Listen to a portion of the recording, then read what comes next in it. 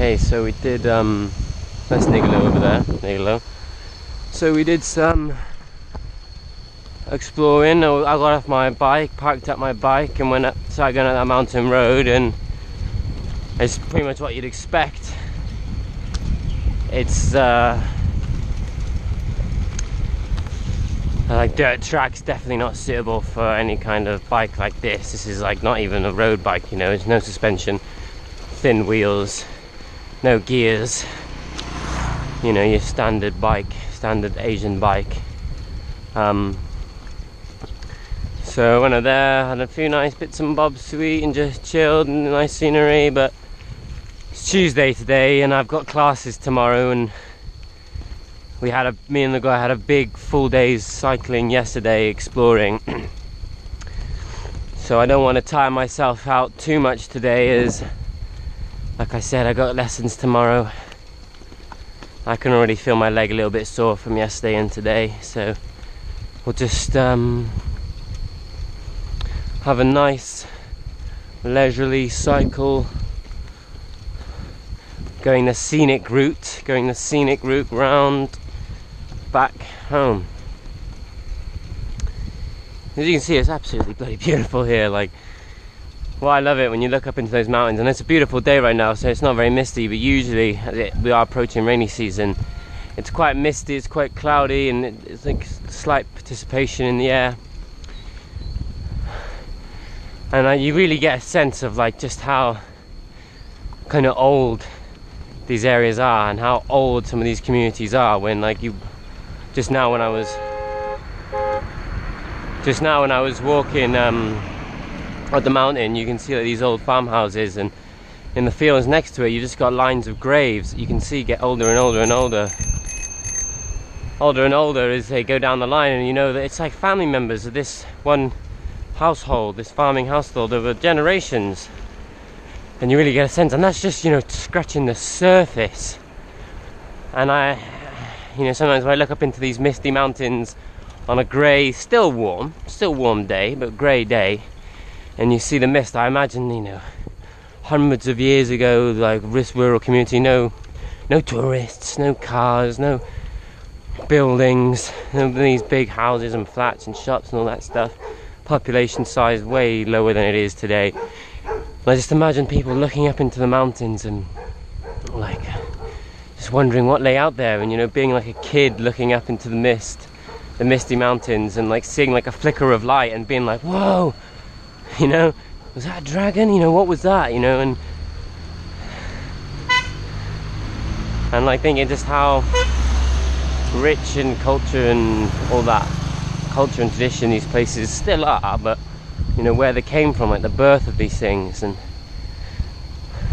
just that idea of a little boy just looking up into the mountain, a misty mountain, and some kind of trick of the light or flick of the light or something or other, and being like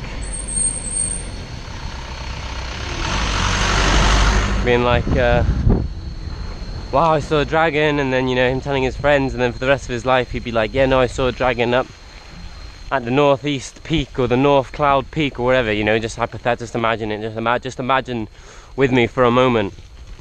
And he was certain of it, and then he told his friends, and then over years that was it. Like, everyone, there was a few sightings of this dragon up in this peak, and then that'd be the dragon of that particular village or that particular town. Because, and I use the word dragon, you know, like loosely, but a lot of these small rural areas would have had spirits and various different gods and spiritual and religious entities, deities that they would have all kind of subscribed to and prayed to. And like I said, when you look up into these old age mountains that haven't changed much in a long time, you know, you see that they've stayed the same. You know, the mountains have stayed the same. It's just the people around it that have changed.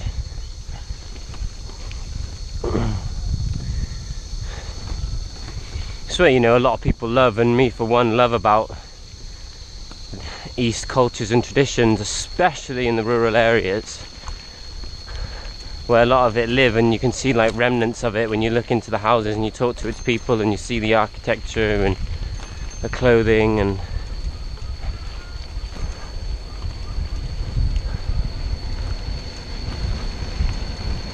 all that stuff.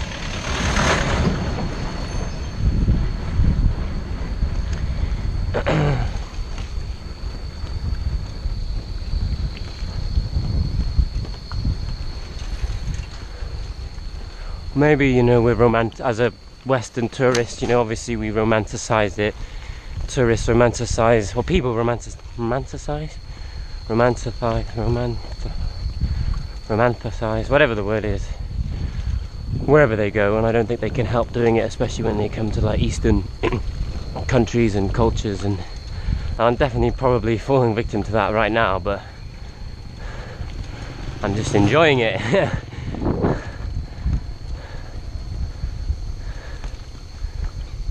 Romanticizing, yeah. But hey, I mean, you can't romanticize something from its origin, you know. There has to be something original for you to then emphasize and go deeper into, and I think that's definitely what's going on here.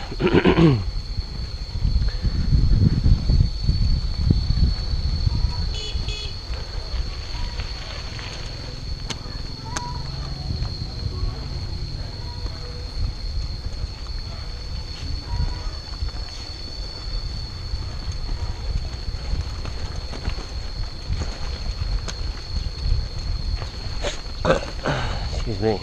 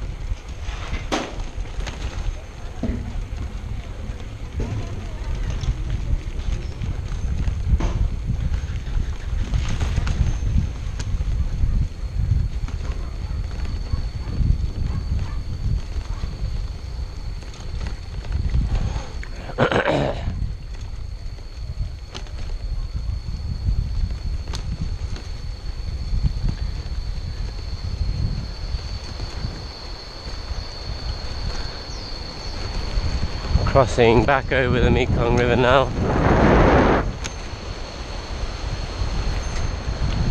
That is a different bridge to the one that I came over earlier. Obviously that one's further downstream.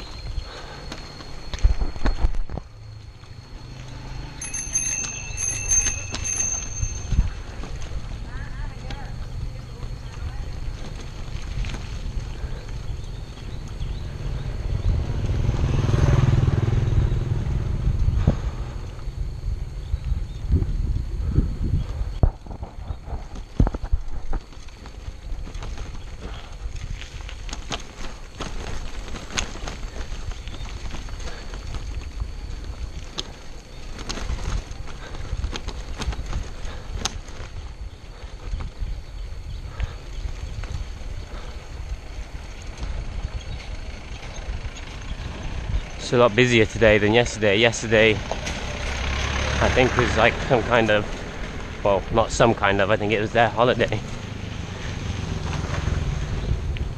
It's weird. They were all out. Sunday night we went out for some drinks because two of the volunteers, Barbara and Valentine, were going yesterday morning on Monday.